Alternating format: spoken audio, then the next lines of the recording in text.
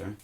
Well, this has got nothing to do with it, but I'm about to do a survey of a fellow that had a big block of land, and he got all his friends in groups, and they live in a group.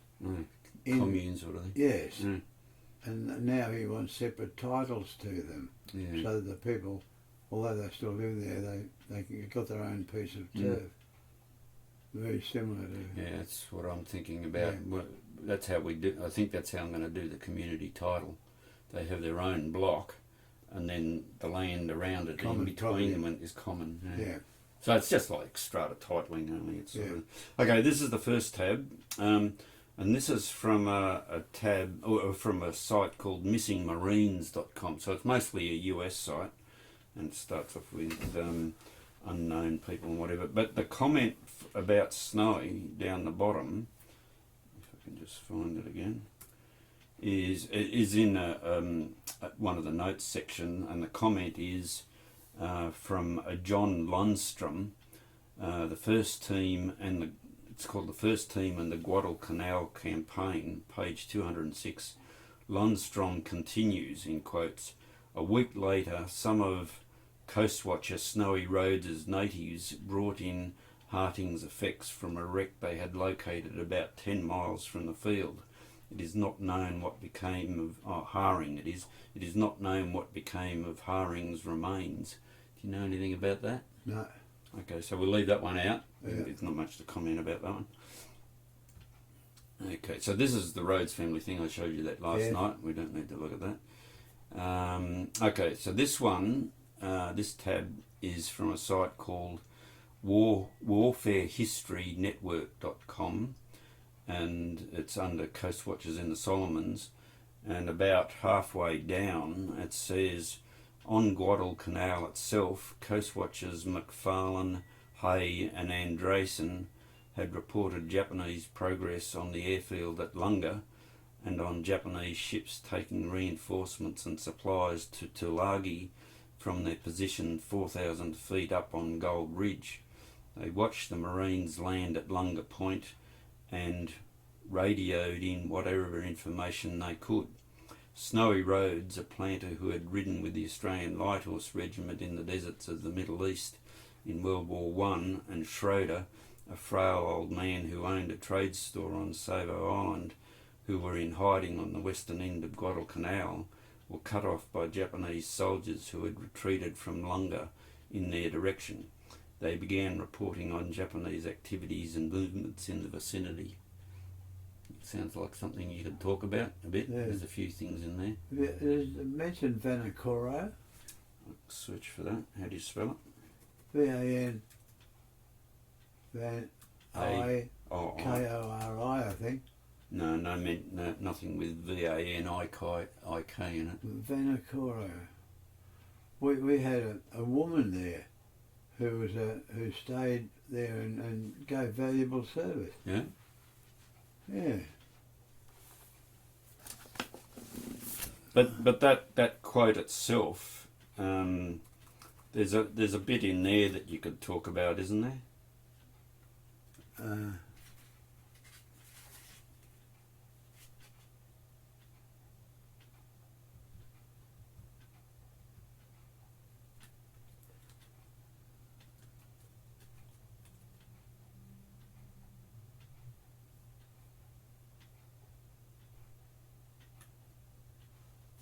No, not there. Okay, the next one is... Oh, this is the one that's written by my Uncle Ted. It's not that long, actually. Do you want me to read it? Oh, yeah, sure. Do you need glasses? Only when I'm driving. Oh, yeah, okay. Although it's still getting... So these are... Have you seen these photos? This is what Ted supplied. Snow Rhoades 44, Commander Rhoades, RANVR, Snow Rhoades World War One. That's a different one. And that's with Edna. That's the one I was thinking of, Snow Rhoades with Edna. Yeah. And that's another one from World War One, 1916. Anyway, I'll read all of that out to you. because I'm sure you'll be able to respond to some of this too. This is written by Ted. I've got to let him know that I'm doing all this. I've already told him ages ago, but his memory's not that great. So anyway, I'll just read it all out to you. Coast watchers in the Pacific, and this is from Ted, right? Yeah. So this was relayed from Snow to Ted, as well as information that he gathered himself. Yes, yeah. So it says, he says, Coastwatch, and this is going to the Australian War Museum. Coastwatchers in the Pacific played an important role in the Allied victory in World War II. They defied the odds and constant danger of being caught by the Japanese to feed vital information to the Allies. Many of the Coastwatchers fell into the role by accident. Frederick Ashton (Snow Rhoades) was manager of Burns Phillips copra and rubber Lavaro plantation on the northwest coast of Guadalcanal Island in 1942. When the British Solomon Islands Protectorate, BSIP, that's it, in brackets, capital Tulagi was attacked by the Japanese, the Solomon Islands were evacuated, but Snow decided to stay put and to become a coast watcher. He was no stranger to danger, having ridden with the 1st Light Horse Regiment, Australian Imperial Force in the Middle East during World War I. A boy from the bush, Snow was an expert horseman and a crack shot, an ideal candidate for the light horse. He was twice wounded in action and suffered constantly from malaria, but took part in the long campaign from the Sinai Desert to Jordan. After the war, he spent some time as a jackaroo and 7 years as soldier settler near Inverell. This is where their family home is, in Inverell, before walking off the property in the middle of the Depression. It was then that he joined Lever's Pacific Plantations in the Solomon Islands as a plantation overseer. He soon made a mark for himself and was promoted to manager 3 years later. He became very popular with the local people, taking them hunting, using his marksman's skills to kill wild cattle and distributing much of the fresh meat among the locals. He also formed cricket teams from the locals and organised regular matches. So when he decided to stay after the evacuation, he had a solid support base among the local population. His initial plan of defending his plantation against the Japanese was abandoned when he realised that his small native force was no match for the well-armed and trained Japanese. He acquired 3BZ AWA shortwave. Yeah, the 3BZ. The kit consisted of 3 things: transmitter, receiver, and the speaker with all the spare parts in it as well. 3BZ. Yeah, that's what it says here actually. And knowing that there was no way he could leave the island until it was recaptured by the Allies, he began his new role in life. The one downside to the operation was that as a civilian, at that time, he would certainly have been shot if captured. He was offered the position of beheaded. That's right. He was offered the position of unpaid sergeant in the BSIP Defence Force, but declined. In April 1942, he was made a sub-lieutenant in the Royal Australian Navy Volunteer Reserve. What date was that? April 42. Oh yeah. So then it continues. Commander Eric Felt, the Coast Watch's commanding officer, made it very clear that their mission was to observe and report enemy activity, stay alive, and only fight in self-defence. That's what I thought. Oh, yeah. That's the reaction. Their reports on enemy movements and losses were a lot more important to the Allied cause than the deaths of a few Japanese soldiers. The Japanese were very active in the area, and Snow, with a fellow coast watcher, Leif Schroeder, a Norwegian, would call up US airstrikes on the ships and barges operating in the area. On one occasion, Snow was returning by motor launch from a trip to nearby islands when they were spotted by a Japanese aircraft. As dawn approached, they saw a Japanese destroyer heading for them. They quickly disappeared through an opening in the reef, and the destroyer headed back out to sea. On the next broadcast, they reported its presence, and the ship was attacked and sunk by US aircraft. Expecting enemy patrols to find their bungalow at any time, Snow prepared a number of safe houses at strategic intervals in the bush. The radio equipment was big and heavy and required about 20 carriers to move it from place to place. Yeah. So they needed to... With a battery and a Brixton Stratton charger. Yeah. And the petrol charger itself was about 60 pounds or something. Moved to place, so they needed early warning for any move. Snow gave up wearing shoes so his footprints would not give the game away. He decided to burn his plantation buildings, including the rubber in the store, and move away from the coast to the High-Lobo River, where he could count on the support of Chief Palisi. The Japanese were now serious. What was that name? Chief, not your Uyghur? No, Palisi. P-E-L-L-I-S-S-I. Palisi. Yeah. The Japanese were now seriously tracking broadcasts using flying boats fitted with direction-finding equipment, and had placed a bounty of $100, presumably American, on Snow's head, a huge attraction for the local people. Meanwhile, the Japanese began constructing a huge airfield on a grassy plain that was part of Lunga Plantation. The coast watchers were in an ideal position to report on all activities and later on aircraft movements. But some of the local people believed that the Allies were losing the war and were prepared to kill the coast watchers and claim the reward. Chief Palisi talked them out of carrying out their threat. He also advised Snow to move his hideout to a more secure cave. By now food was running low, and both Snow and Schroeder were having health problems, the constant stress having made them exhausted and quite ill. In August 1942, Americans realised from Coast Watcher reports that the enemy airfield at Lunga was ready for use, and decided to capture it. In a surprise attack, which included HMAS Canberra, the area was heavily bombarded from the sea, and the US 1st Marine Division landed at Tulagi and Lunga Point. They captured the airfield with little resistance from the Japanese, most of the personnel on the site being construction corps workers. The taking of Lunga, however, did not improve the position of Snow and Schroeder, because now the Japanese were spread out further along the coast, making it harder for the coast watchers to move around. Reports came through of atrocities carried out by Japanese soldiers, including the murder of 2 priests and 2 nuns. Snow and his helpers kept track of Japanese movements and called in airstrikes which disposed of many Japanese. At the same time, the Allies didn't have it all their own way, with 3 US cruisers and HMAS Canberra all sunk in a surprise Japanese Navy night attack. The airfield, renamed Henderson, was under heavy attack from Japanese aircraft, and casualties and aircraft losses were mounting. It was becoming harder and harder for Snow and Schroeder to operate. Finally, a request was made to US Marines Commander General Vandergrift to get them out. He refused to help and forbade the Senior Coast Watcher Lieutenant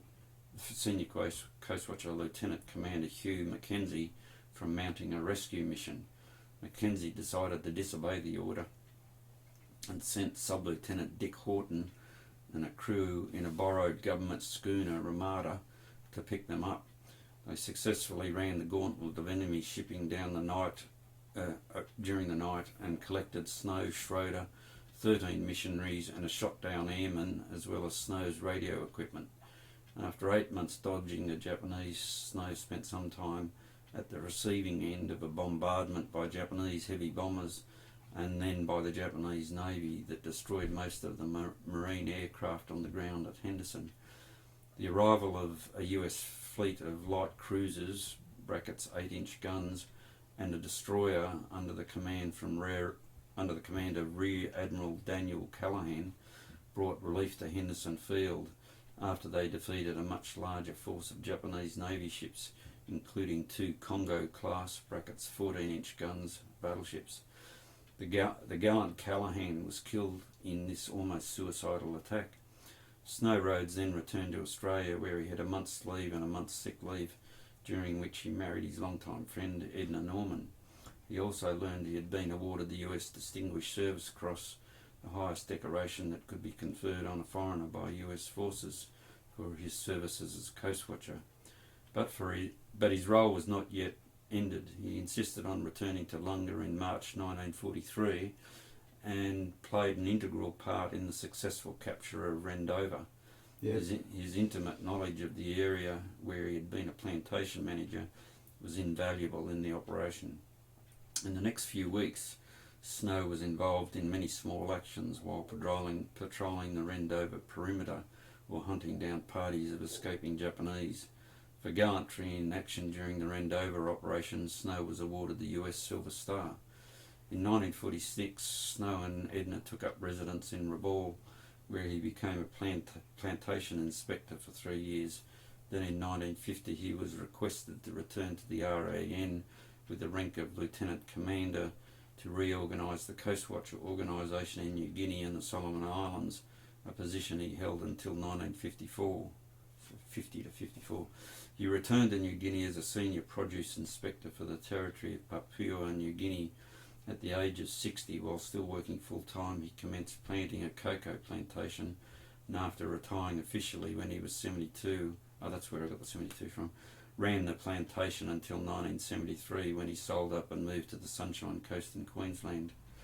And says the material for this article was supplied by Mr. R.E. Rhoades from New South Wales, nephew of Snow Rhoades, in January 2002. It's a pretty good summary.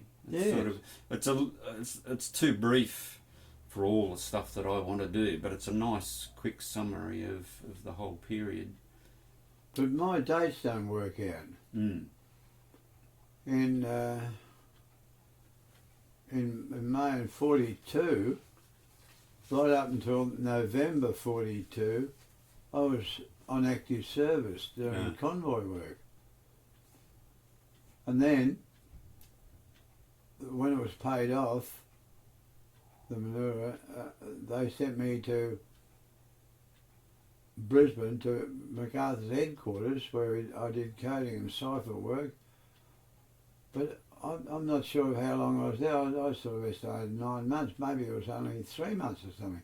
Because when when I went back, when I decided to join the Coast Watchers, they put me on a B-24 bomber carrier. They took out all the armaments from it, a great big Liberator, and they threw us all in no seats,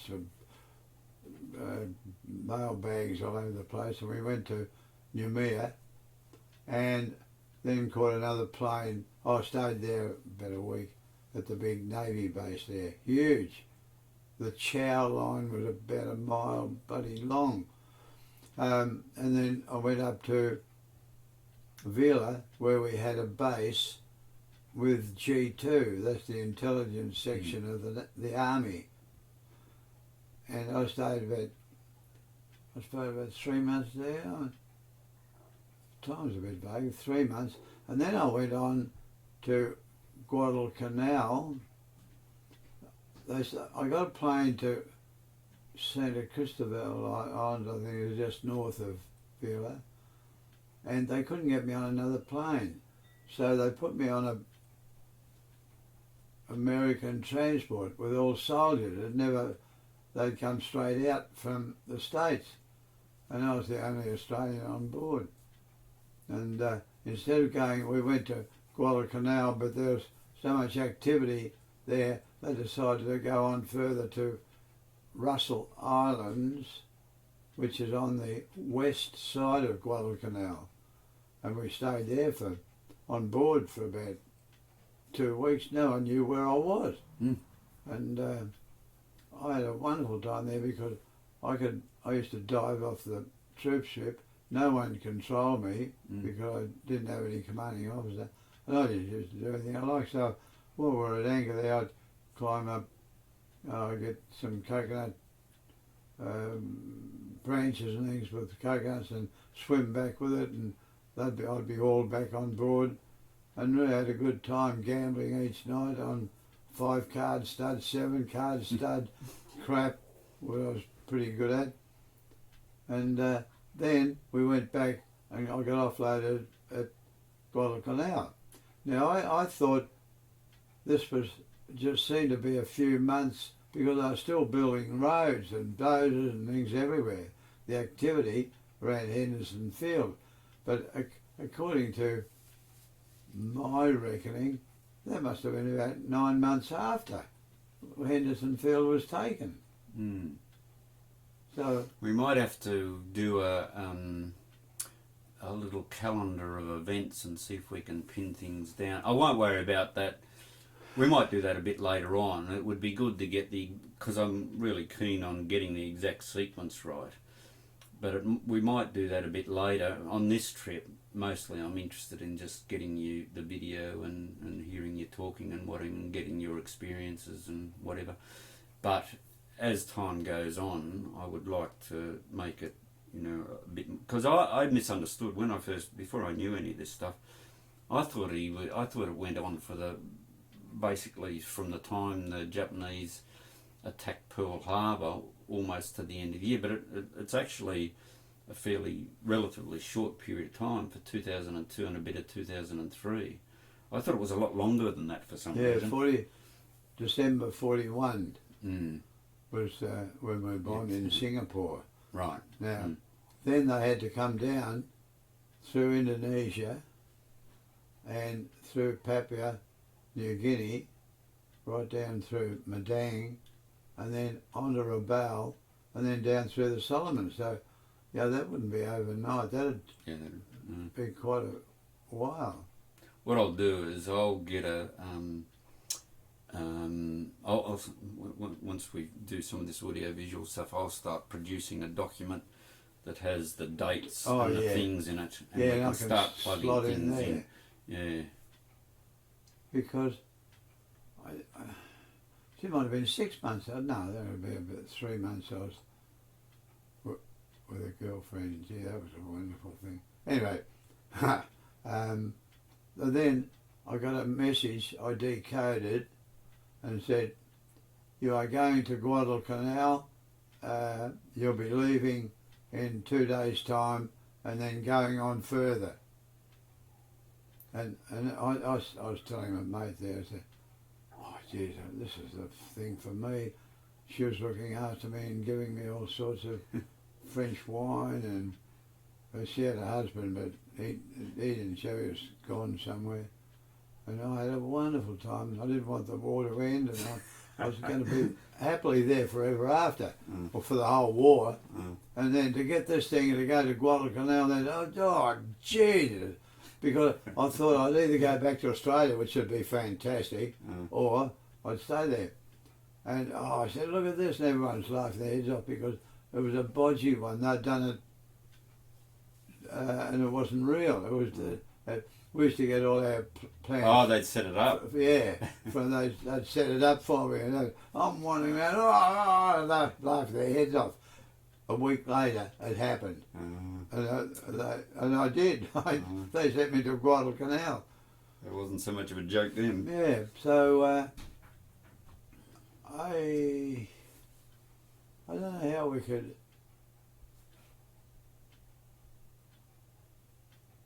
Oh, well, what was his name? Oh, Lieutenant Jack Osborne. He was the bloke in charge of Navy. He was in charge of us, and we're a little adjunct to G2. We're in the same sort of building, and they and it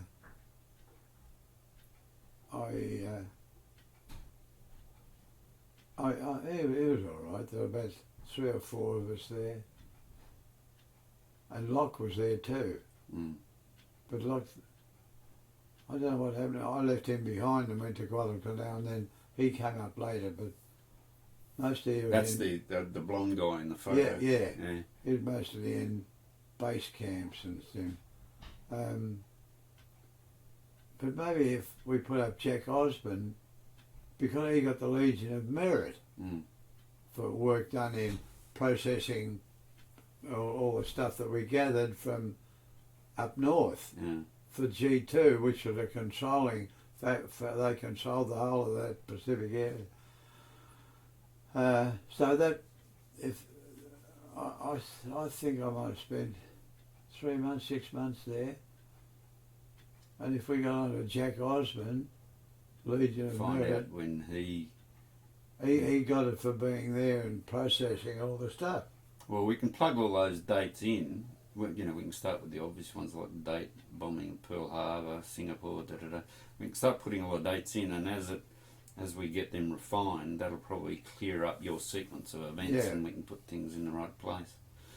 All right, well, there's a few tabs here that I had which were from the Australian War Memorial, but they're just searches for Snowy on search honours and awards, search for a person, which is just the general search.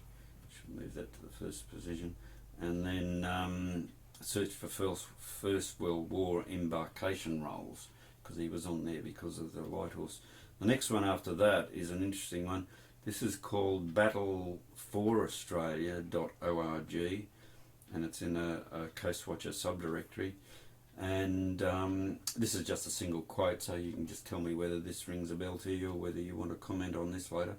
The Japs moved down into the Solomons. The first ships were reported by Kennedy.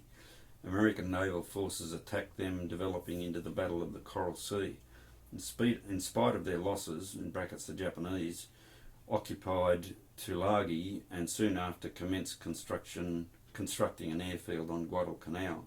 There were 4 coastwatchers on Guadalcanal: McFarland, the NIO, which is a naval intelligence officer, Clemens, the district officer, and Rhoades, a planter, and Schroeder, a trader.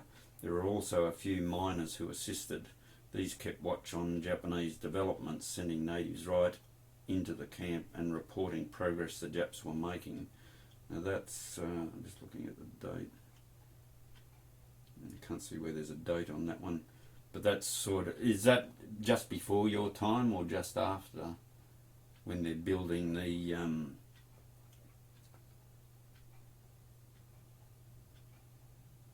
this is when the Japanese have occupied Tulagi and commenced constructing an airfield on Guadalcanal. That's before you get there, isn't it? Oh yeah. Yeah. When I was there, the Americans were in control. Yeah, right. And so by the time you've got there, they've already got control of the airfield. I landed at Henderson Field. Yeah. And they were constructing, they had a CB branch, construction branch in the Navy, CBs.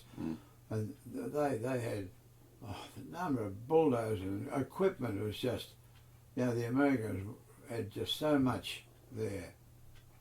And they were building roads and all that sort of thing. So the activity there was, everyone was go, go, go. I think it was probably consolidating. Yeah. All right. I might put that one in anyway because you've got a little bit of a comment there. I'm just copying into the list of things that I want to ask you when we get to the video. So I might include that one just because it's interesting. Okay, this one's on you, so you should have a bit to say about this. On what? This is about you. Oh. This is at Department of Veterans Affairs. So I might just read out what they say about you. It does mention Snowy in there. Oh, you mentioned Snowy in there. And you can just... I'm sure you'll want to comment, so we'll put this one in as well. But I'll just read it to you just out of interest. Ronald Lee, Victoria. Ronald, brackets Dixie. Lee's father and uncle both served in the Australian Imperial Force during the First World War. When Australian Navy ships arrived in Burnie, Dixie would go aboard and was often given cakes from the galley. Thinking back on that time, Dixie remembers he liked everything about the Navy, including the cakes made on board. In August 1941, at the age of 17 years, and this has got some of the information I was going to ask you about. At the age of 17 years and 1 month, Dixie followed in his family's footsteps and joined the Royal Australian Navy.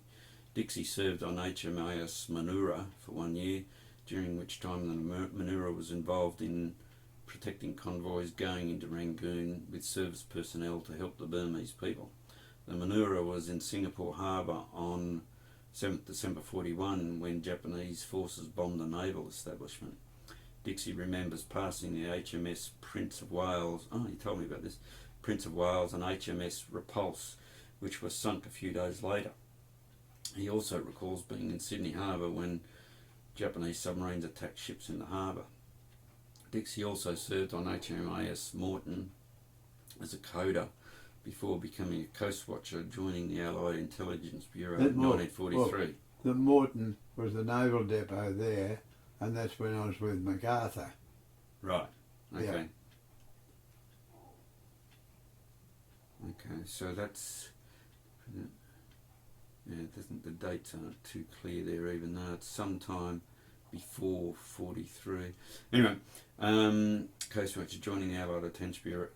Yeah, before becoming Coast Watcher, joining the Allied Intelligence Bureau in 1943. As a Coast Watcher, Dixie, it doesn't say what month though. As a Coast Watcher, Dixie served at Vila in the New Hebrides, Guadalcanal, the Treasury Islands, at Torquay in Bougainville, and in Ley, Nadzab and Finschhafen. And Coast Watchers played a vital intelligence gathering role, using radio stations set up by a party landing by a small ship or submarine to report enemy planes and shipping movements and any other information of value. Dixie remembers that during his service as a Coast Watcher, in quotes, rank did not matter. The team worked together and were more concerned with, quotes, doing the job and staying alive.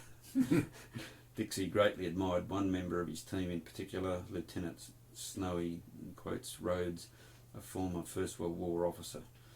To Dixie, Lieutenant Rhoades was, quotes, fearless but smart and resourceful, and he was, quotes, the glue that held the team together during difficult operations. During his time as Coast Watcher, Dixie made friends with many of the local people who provided valuable intelligence support. In the 1970s, Dixie returned to the Treasury Island group in Bougainville, reuniting with old friends. He spent 3 years living on a yacht he had built himself, there you go, working as a surveyor in Bougainville.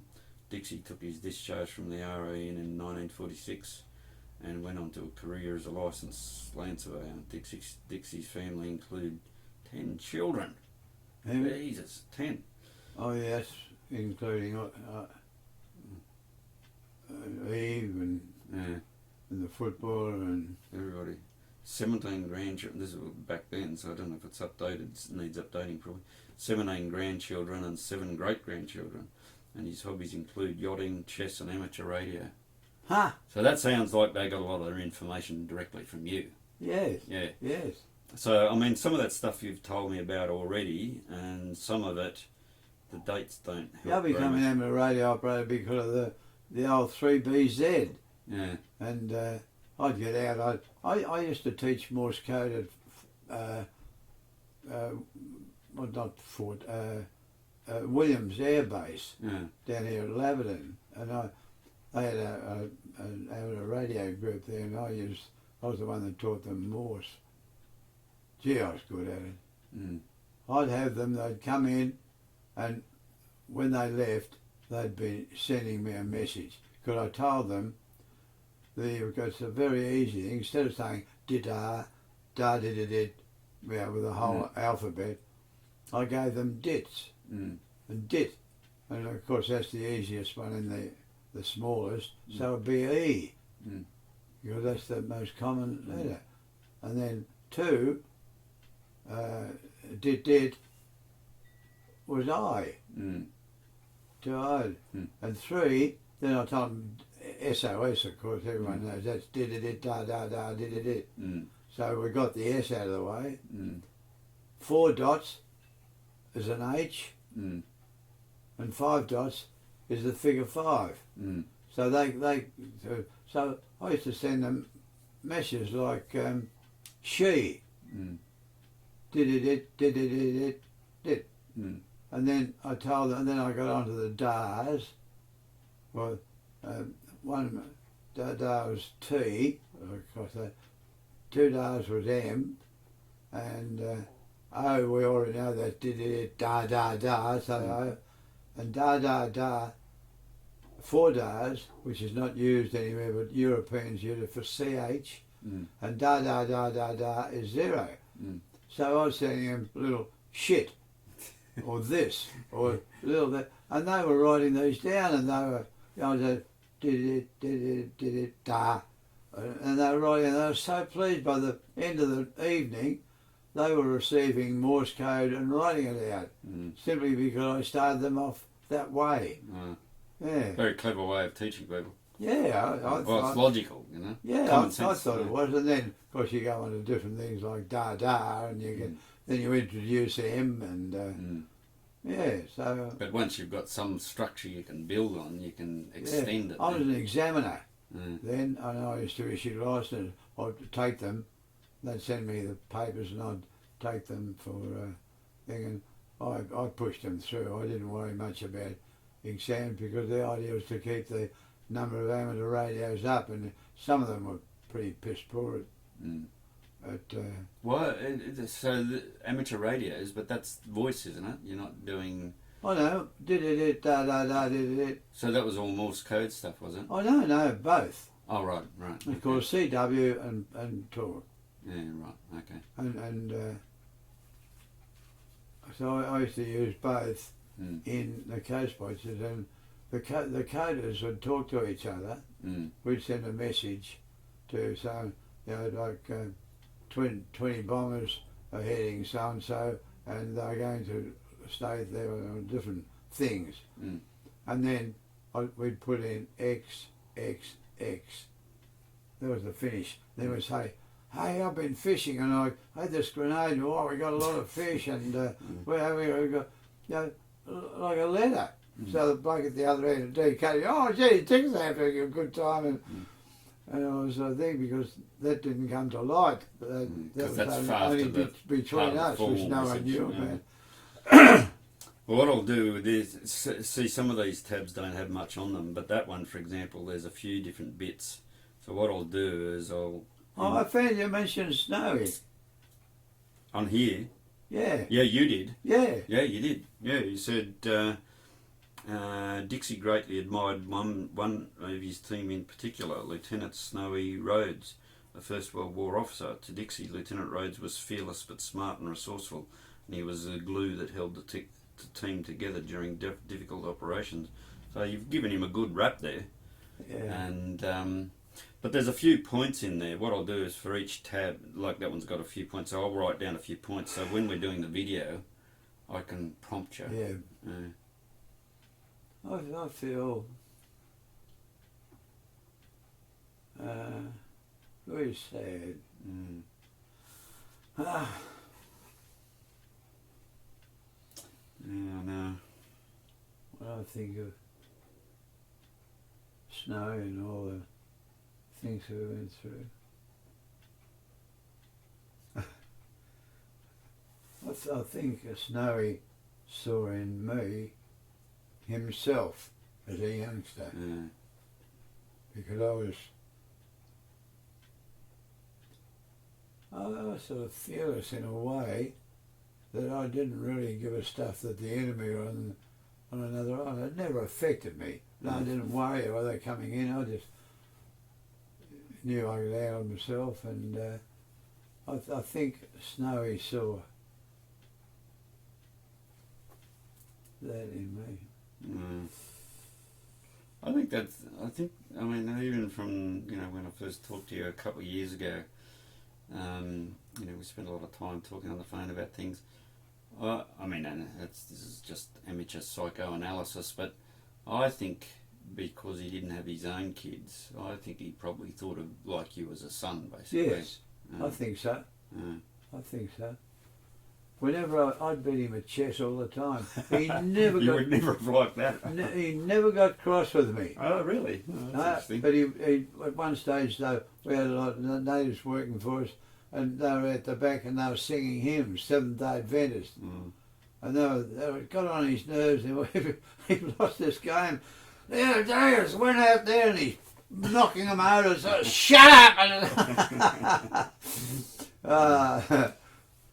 Yeah, when we had family chess competitions, it was really serious business, you know, cutthroat sort of thing. If you lost one, I remember when we bloody, because it was always in the more recent times, you know, when, you know, some of this older generation gone, when my brothers were growing up.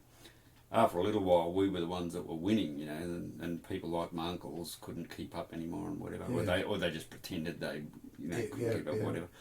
And I remember once we were up the Central Coast and we had a big turnout that year, and it was always me and my brother Alan who were left as the final two to. And this is lightning chess. Sorry, this is 10 seconds a move. So it's very fast, and you have lots of very fast games. And it was always me and my brother usually that were in the last playoff, brother Alan, but in the quarterfinal, in the semi-finals, I'm playing my youngest brother Ian, and he had this gorgeous girl. Can't think of her name now. He had this gorgeous girlfriend who was bright too. Actually, she was a fairly smart character. So everyone's looking on this game because we only had one game at a time. Yeah. And so everyone's looking on, and I can see that Ian's queen's in trouble. I can get at the next move, and this stupid girlfriend says, "Oh, Ian, your queen! Watch out for your queen!" So I lost the bloody thing. So he gave it, and then he recovered and went on to win the game. So brother Ian played brother Alan in the final instead of me playing, and I was really pissed off. I was so bloody angry. I still haven't forgiven her for that. You're like me. I got vivid memories of two particular games that I lost. And I won quite a few, but I can't remember them. I can't remember the two losses. Actually, I got a trophy produced, which is a sort of I got it. This is when I was living in Surrey Hills. I got a block of wood, and I got a local what do you call people who work in wood? Carpenter or whatever tool guy to make a sort of a foot high, 300mm high king, and the base was square, and then we put little plaques on the bottom for each year, and so I had this thing prepared, and actually the first one we had, Alan, my brother, wasn't there, and I won that year. So the only plaque I've got on is the first year. After that, it's Alan, and I think Ian's won one year too. But anyway, yeah, Alan's still got it. He's a great collector of that sort of stuff. I started to take over my whole life.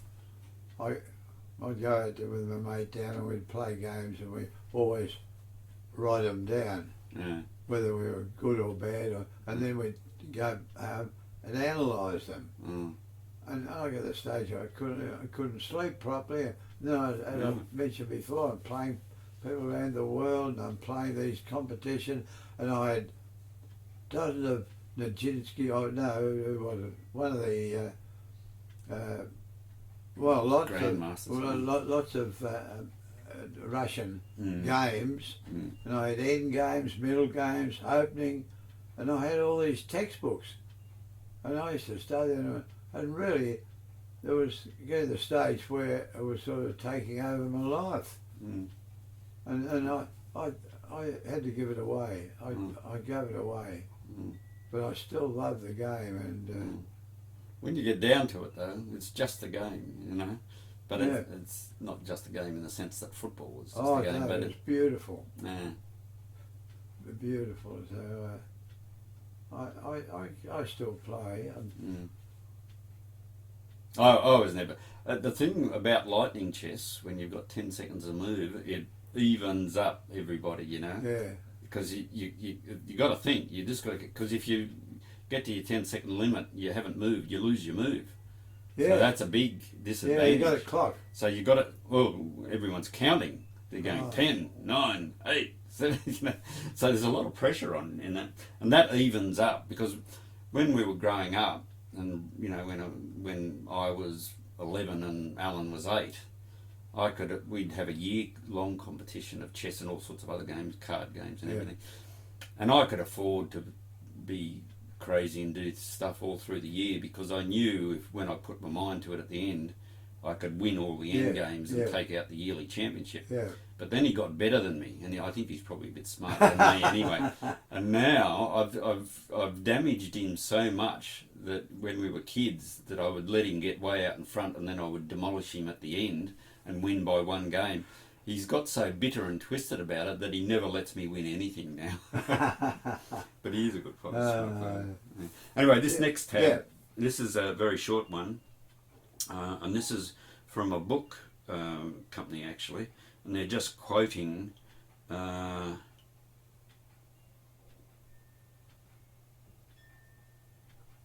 This is from a book called Lonely Vigil, Coast Watchers of the Solomons. Oh, yeah. That's by That Walter by, Lord. Who? Walter Lord. Yes. Yeah. Yes. Anyway, this is a short quote. You'll be able to tell me whether you want to respond to this one in the video. And it's just a bit out of it, so it's not a full sentence. It just says, and PWD, and I don't know what PWD, I presume that's a person, was soon on the air again. Beyond the perimeter, Snowy Rhoades took charge of mopping up the scattered Japanese. Learning that a small party was hiding up a river near the southeast coast, he loaded a barge with 18 US infantry and 10 armed natives and went after them. Sounds like what I understand. Yeah, this is getting information, but because some of our blokes were beheaded, and that really put the icing on the cake for him. He'd kill as many as he could. He really hated them. Yeah. It wasn't just a case of warfare; it was a personal thing. Yeah. Well, that's. I hadn't realised that when I first started investigating this, and then I came across the quote in the book that no, actually, it's the book that I've got. The e-book is a quote of the Felt book, and somewhere in that Felt book he says that he really looked the part of a guerrilla fighter, but not only that, he took great delight in killing Japanese. He was the only one that really enjoyed it. And that sort of sent a bit of a chill up my spine. But now I understand it. At the time I thought, Jesus, maybe he's just a psychopath in the family. Yeah, that's right. But now, getting more information, I can understand why he was like that. Yeah. There's an Australian movie. Oh, it's a cruel thing. There's a photograph of one of them with a bloke kneeling down with his head down.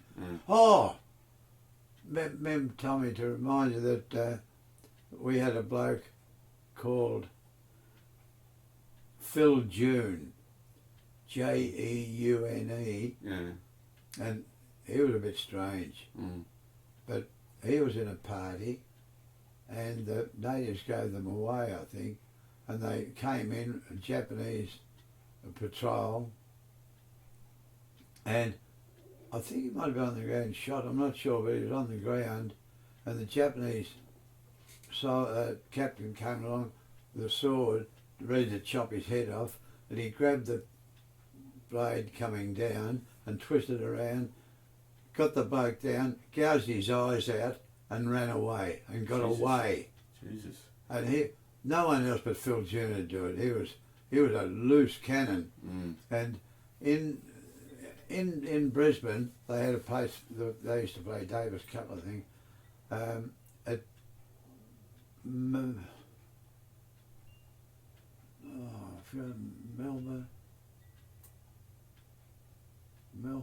Anyway, Milton. Milton tennis courts. They were very close to the city, and they had beautiful grass courts and a lovely old-fashioned big clubhouse. And the AIB took it over, and so we would stay there. And Locke and I we went ashore, had a few beers, and then came back about 10:30, and we had canvas tents on the grass tennis courts with big leads coming out for light and stuff.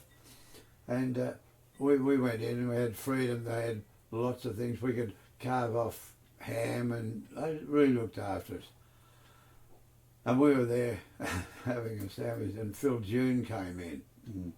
And he always had a sort of bit of a while to go, "G'day, Phil." "G'day, Dexter." And then he picked up a knife and he started talking to us with a thing. And now he's just as likely to go, and said, Locke was there, Locke was the other one. And we were saying, yes, Phil, yeah. And trying to keep you a bit anxious. Trying to keep him placid. But how about that, getting away from that? Not many people did that, I think. Yeah, Phil June. He was, no one messed with him. Only because he was a bit crazed. Yeah. Well, who else would grab hold of the thing and cut his fingers and grab it and got away. Mm.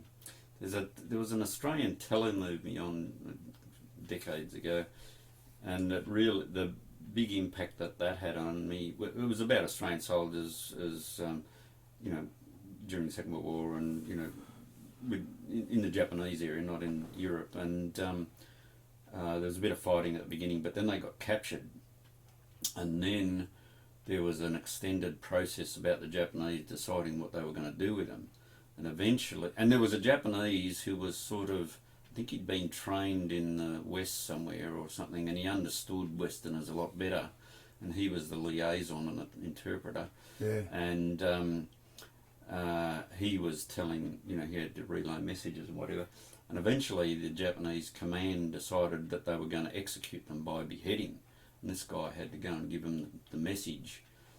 And, you know, of course, they were all shit scared from the beginning that that's what might happen to them, because if they were going to die, they wanted to get shot or something. Yeah, you know? yeah. And so he went and told them, and of course it had the predictable effect on them. But this Japanese interpreter went back to the command and said, because the Japanese think it was an honourable way to die, to get beheaded.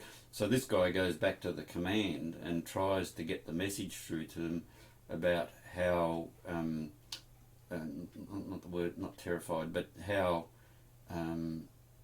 badly the Australians feel about getting beheaded, and it's not a mark of honour for them. It's a mark of, it's a horror thing, but they wouldn't budge, and there's a scene in there where they behead about 3 soldiers. And I don't like the idea either, but I don't like the idea of dying at all. It doesn't matter how it is.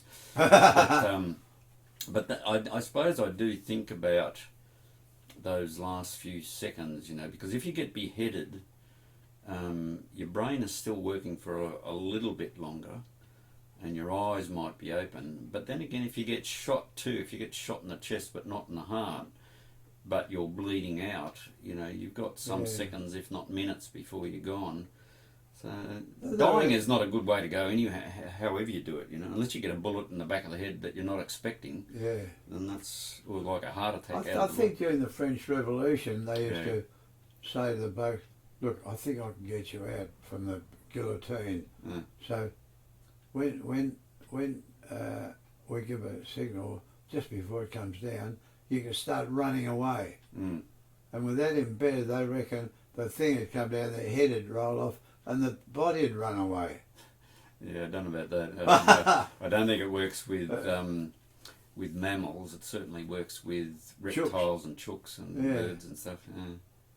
Anyway. But there's another story about the guillotine, about one of the scientists wanting to work out whether the brain's still working. So they say, after the fact and your head's in the basket, if you're still conscious, give me 3 blinks or something like that. Yeah. But of course, as soon as you get your head chopped off, you're in shock, and I don't think most people would have the wherewithal to be able to think about doing blinking signals, Anyway, so that's... there was another one called Jack Binks. He's a good friend of mine, and he was the one who designed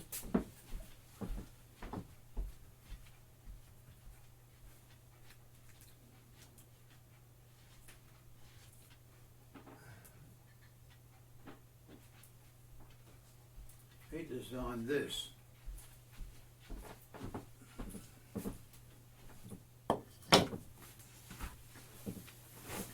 So there's intelligence and sabotage, and that's his design. And he was run over. The Japs found out about where he was, and the others got away, and he ran away, and they shot him in the back. And he kept running and into the jungle, and he ran as fast as he could in there, and then hid. And he said they'd spent about an hour looking for him and couldn't find him, and he got back. So the shot in the back, the other side, and he died. He still had the bullet in. He died back. Still. Oh no, he's had a life. Actually, he committed suicide. He was not well, and he put the hose up in the thing, got sick of living, he couldn't stand the pain and all the rest of it, and he wiped himself out. He was a wonderful person, a really good friend of mine. Jack Binks. Yeah. I'll make note when I go over this audio. I'll because this is going to be a long-term project, really, when we think about it. Yeah. I mean, I'll do some video. We'll do some audio and we'll do some video. And if I stay a bit longer, we might get a bit more done and maybe talk to Eve and whatever. But we'll see how it goes. But every time you do something, it generates more work. So what what I'm thinking is that I'll go over this audio and make notes. And and also when I get that copy of the diary to you, you can make up your mind whether you would prefer to do video responses to some of the stuff in the diary, or whether you would prefer to write some stuff. Yep. Because then we've got everything. We've got written stuff, audio, video, and it forms a complete collection of stuff. You know, this is from my point of view. It's part of my heritage because it's my family. Yes. So you're giving me incredibly valuable information, but it's also important historically. Whether or not the world ends in 20 years or not, you know, I still think it's a good project to do. Yeah. And so the more because this could be lost if I cark it. Well, when I cark it, not if. We should freeze your brain so we don't lose it, you know. Because then we can always get it back later. But anyway, I prefer to talk to you instead of scanning your brain. Yeah. But I march, and I march with the commandos. We had an M&Z, Allied Intelligence, but then we merged with the whole of Australia into the Commando Association, and I was there with and I got a badge, and the others have got another commando type badge, but I wear mine because that's a special one. And I'm in the middle of the thing there, and we're lining up for the march, and they said, any World War II veterans? They said, yeah, Dixie's here. I was the only one. So they put me up the front. I didn't want to be at the front. And there's another bloke, a captain, who was serving, so he hadn't returned, he was serving things, so he was marching, and I was marching. So there I am, leading a bloody thing from Young and Jackson's on the corner of Major Flinders Street Station, right up to the shrine. And when we got there, they were going, oh, geez, Dixie did a good job. But they didn't realise we go in early because from the march, we go straight down to a thing called Eden on the park, and that's where we hold our big the hall filled with, or a venue, and we all get together and have lunch. That's the reunion. So remember, I cunningly go in early, about 6 o'clock, and drive down, and the parking is underneath, so we get out there because it's early and park, and then go up in the lift and have breakfast there. Then I leave Mem, and she's watching TV, and then I walk from there, which is further than the shrine. I walk all the way up to Young and Jackson's, and that's one of the things. Then I had to walk back. But they didn't know. They said, gee, you made a good job. I didn't like to tell them I've already done one lap. No. Yeah, but I'm not surprised that you're the only one there. There's not too many left. It's a bit sad. Well, I mean, I can remember when the only time I marched was when I was in the Scouts when I was younger. I was in the Sea Scouts, actually. Oh. We lived in the western suburbs, so we too poor to have any boats. But we used to bludge on the rich guys in town. And but yeah, it was the Sea Scouts, and so the only times I ever marched was with the Sea Scouts, and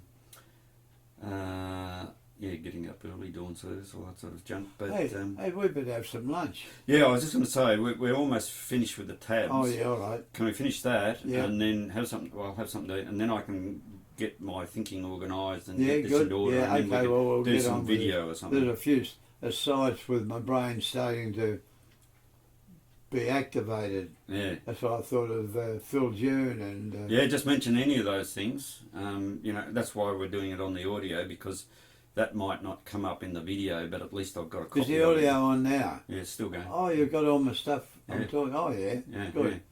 yeah. As long as it's still working, it looks like it's going. I haven't used it for this long. I think the most I've used that for is maybe about an hour and a half. But there should be a huge amount of space on there. So, and your new battery should go forever. So we'll just we'll just finish up. We've only got about 4 or 5 tabs to go, and there's not much in them. Yeah. So this tab here is just a reminder for me to get more copies of the Diary of a Coast Watcher book from the Nimitz Foundation. And that's just the thing that you've seen the Nimitz Foundation stuff. No. Yeah, I'll show you all this stuff later. This is just background info. There's nothing to comment about. I thought some Admiral Halsey. I met him. He's the one that made the comment or the quote.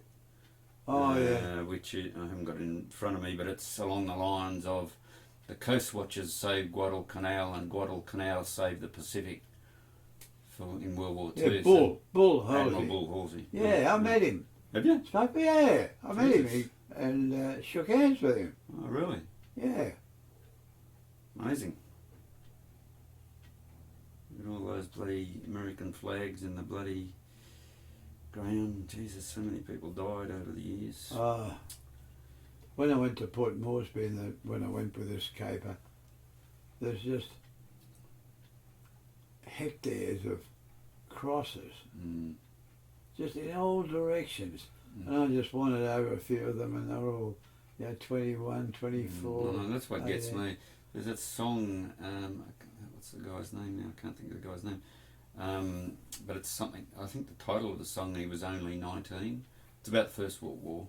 Yeah. And, it's about someone wandering around the graveyards in Ypres, or one of the French towns where lots of Australians died, and the line is, I see by your gravestone you were only 19 when you joined the glorious fallen. Terrible. But it didn't affect me. The only thing, as I said before, the thing that affected me was the Madang thing, and that's this next one. Actually, there's probably not much. I can read this out to you if you like. Yeah, okay. Maybe that's the best thing. And it's just got a couple of mentions of Snowy and Edna in there, but the thing itself might something that you'll probably respond to. So it's called the site is from PNGAA, which is the organisation, and it's the unveiling of the Coast Watchers Memorial Lighthouse at Madang on 15th of August 1959. Jeez, it was a while ago. I thought it was later than that. 40 years ago, and this is obviously 99, 40 years ago, the Coast Watchers Memorial Lighthouse at the entrance to Madang Harbour was dedicated and switched on for the first time. Present at that ceremony was Roma Bates, who, after the dedication, wrote 2 letters to friends and family. The following is a composite of those 2 letters. Many of you will know the persons mentioned either by repute or by personal friendship or acquaintance. Regrettably, many of them are no longer with us.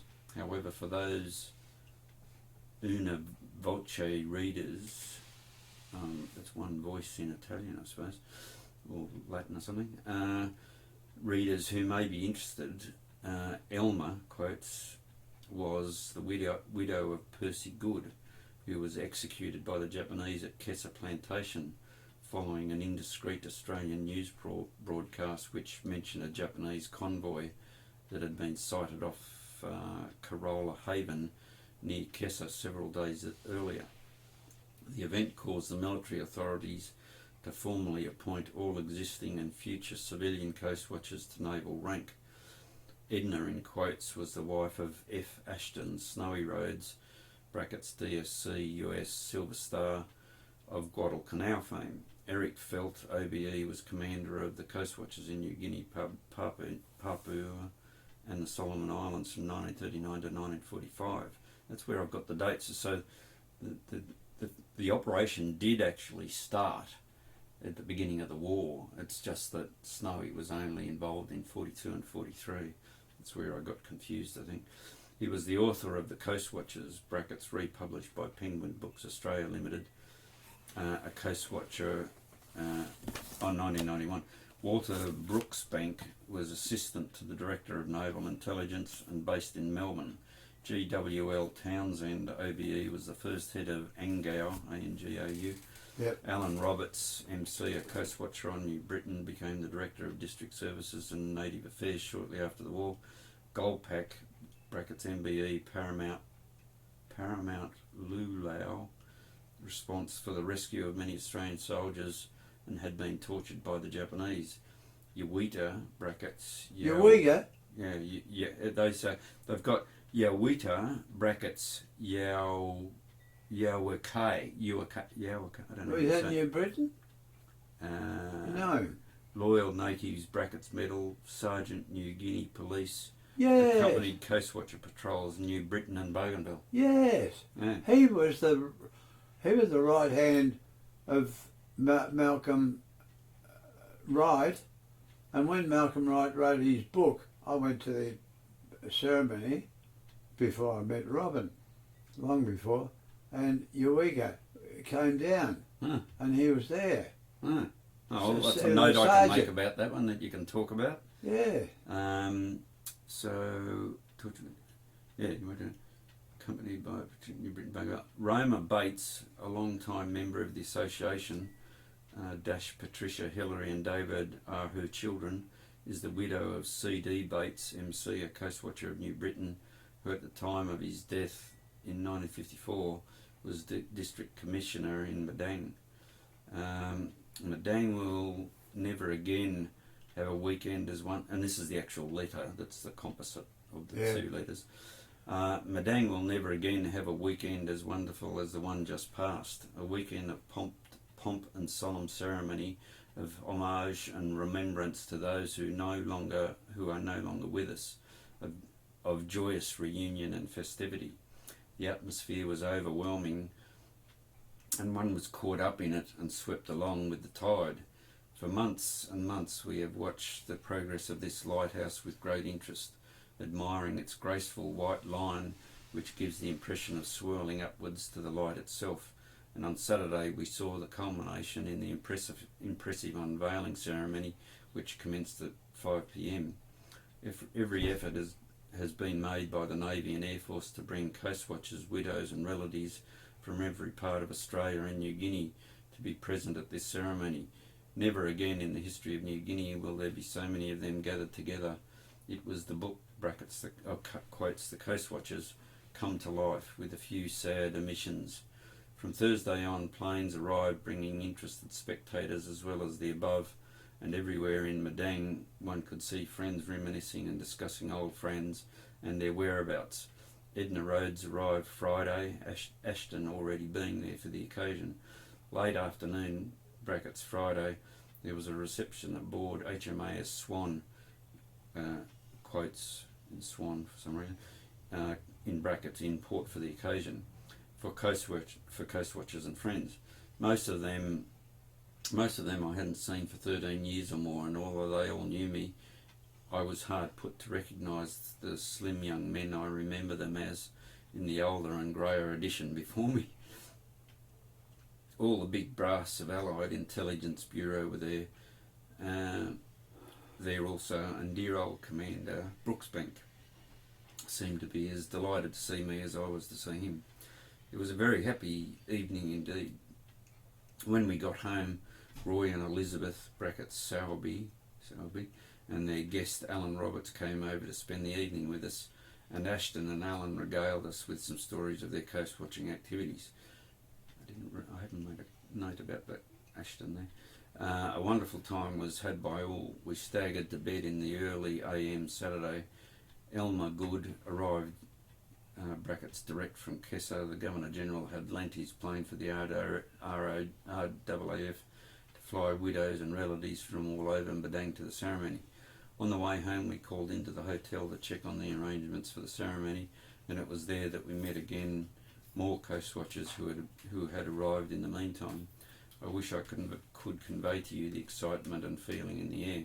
They were gathered there en masse, and everyone made a great fuss over everyone else. We hurried home to make the wreaths. The atmosphere was terrific, and it was so heartwarming and wonderful. Throughout Saturday, the roads were thronged with natives heading towards the lighthouse, and by afternoon all the enclosures were packed, every tree dripped with spectators. Also in Madang for the occasion were representatives of the United States Navy, the Director of Lighthouses, brackets Mr. Gordon Laycock, Minister for the Navy, brackets Senator Gorton, besides representatives of Army, Navy and Air Force, the Allied Intelligence Bureau, the official channel for activity, who were the official channel for activities. The memorial is, without question, the most beautiful and magnificent design to commemorate the work these men did as they watched the coast. So now does their memorial. The design was surely inspired. Its simple classic lines sweep from a four-finned base to a fuller top, surmounted by a bronze guard in the shape of a flame, brackets narrow strips of bronze which outline the shape of a candle flame. And within the guard swings a million candle power searchlight. The construction is of dazzling white cement. The lighthouse. Oh, this does go on for a while. Do you want me to keep reading? Yeah. Searchlight. The construction is of dazzling white cement. The lighthouse, 90 feet up, stands on a base of red terrazzo tiles, and on this circle between each set of fins is a bronze plaque. The plaque between the two front fins is the honour plaque with the names of the fallen, and on the left side is a plaque which reads, quotes, "In honour and grateful memory of the coast watchers and of the loyal natives who assisted them in their heroic service behind enemy lines during the Second World War, in providing intelligence vital to the conduct of Allied operations. Not only did they transmit by means of teleradio from their jungle hideouts information which led to the sinking of numerous enemy warships, but they were able to give timely warning of impending enemy air attacks. The contribution towards the Allied victory in the Pacific by the small body of men who constituted the Coast Watchers was out of all proportions to their numbers," end quote. The space between the fins at the back has no plaque, as it serves as the entrance to the ladder that goes up inside the light. The remaining space is occupied by a plaque containing the above inscription in Pidgin English for the benefit of the native community, and they've referred to the thing that I just read out, which is reproduced in Pidgin apparently. The light standing on its red circle is set in the centre of a huge cross, the wide arms of which serve as footpaths. This in turn is surrounded by a large enclosure of crushed coral fenced with 3-foot high pyramids of white cement, suitably spaced and connected with black chains. The light is situated on the point at the entrance to Madang Harbour, where the old light used to be. Originally, the design was supposed to represent a torch, similar to a legacy torch, but it was necessary to add the 4 fins at the base for strength and to carry the weight, so that now it looks like a finned bomb with the warhead sliced off. A truly magnificent sight, with the revolving searchlight taking the place of the bomb warhead. The light can be seen by any small ship 15 miles out to sea and by aircraft 50 miles away. This light is a memorial to the work of all the coast watchers, but only the names of the 36 men who died during operations are inscribed on the honour plaque. There's a bunch of names there that you might recognise. The ceremony commenced with the posting of 3 sentries at the base of the light, a member of the Volunteer Rifles, brackets Bruce Collins, a rating from the Swan, and the Air Force was the 3rd.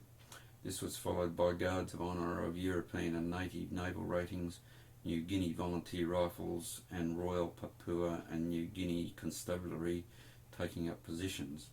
The 2 enclosures with seats, one for the coast watchers and the other for relatives, were situated on one side of the path leading to the light and opposite was the dais on which were all the VIPs previously mentioned, together with local dignitaries of church and state.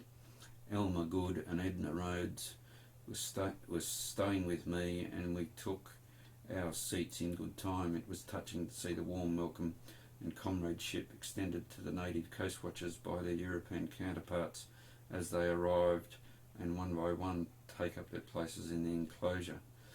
A bugle call announced the arrival of the Minister for the Navy, who inspected the guards of honour before taking his place on the dais. The following speeches by Australian and US Navy representatives and various other dignitaries then followed. All spoke beautifully, but the speech made by the Director of Lighthouses, Mr. Laycock, I considered the most moving and impressive of them all. Brackets. I have since learned that he is a poet. Close brackets. I appreciated it the more as he was not a coast watcher. Full stop. When it was decided to have a lighthouse as a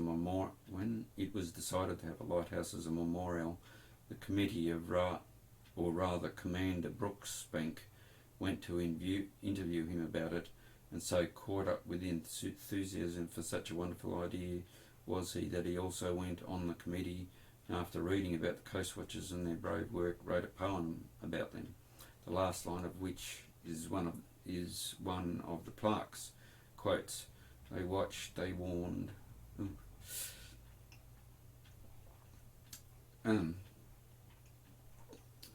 They watched, they warned, they died, that we might live. Quotes.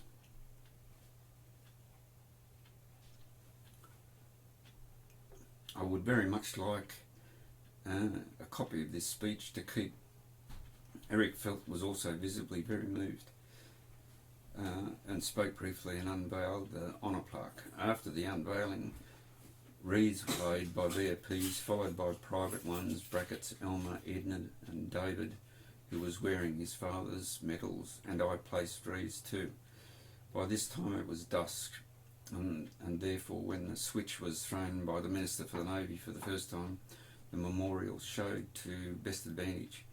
I have previously omitted mention of floodlights on purpose to give this description of the ceremony the final dramatic touch. The light and the floodlights flashed on together, and the effect was breathtaking.